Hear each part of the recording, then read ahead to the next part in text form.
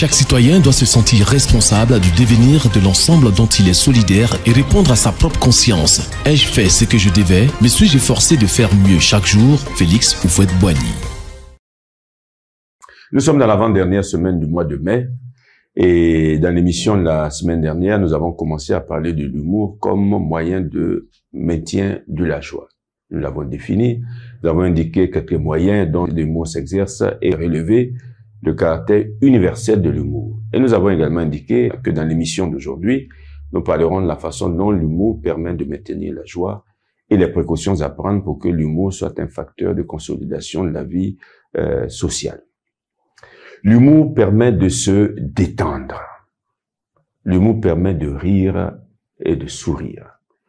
Dans les émissions précédentes, vous vous souvenez, auxquelles nous vous renvoyons d'ailleurs, nous avons souligné l'importance du rire et du sourire pour le maintien de la joie. Et donc, si l'humour permet de se détendre, de rire et de sourire, donc forcément, l'humour permet de maintenir la joie. L'humour conserve à l'âme sa fraîcheur et son équilibre, ce qui est un facteur essentiel de la sérénité et de la paix intérieure qui favorise la joie. L'humour, et ça c'est bon d'insister là-dessus, doit être compatible avec le respect des personnes. Car chaque être humain aspire à être traité avec respect. On ne peut pas ainsi faire de l'humour en utilisant les handicaps des autres.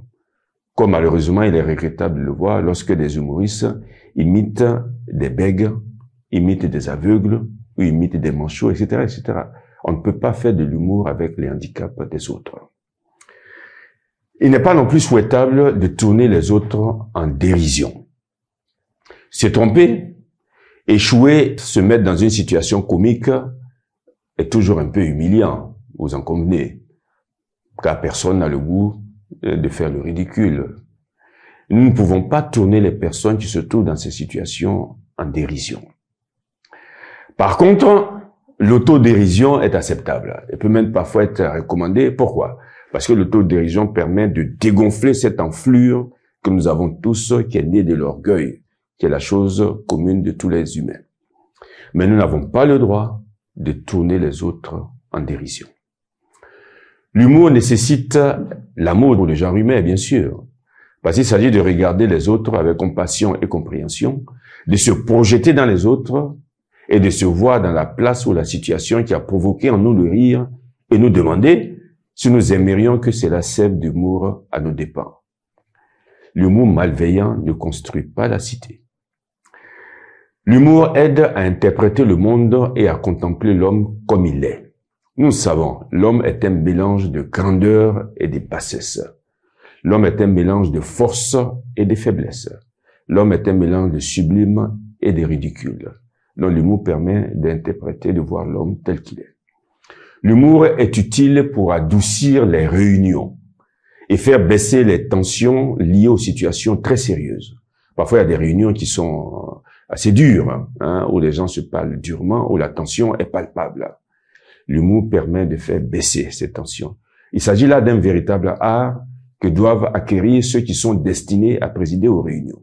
Parce que quand la tension est palpable et que les gens sont prêts à se battre, pourrait-on dire, celui qui préside la réunion doit trouver un mot d'esprit pour faire baisser la tension, pour faire sourire et rire tout le monde pour que la tension baisse, afin que la réunion puisse continuer de façon plus sereine.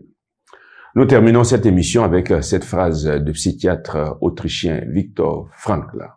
Il dit: « L'humour est une autre arme avec laquelle l'âme lutte pour sa survie.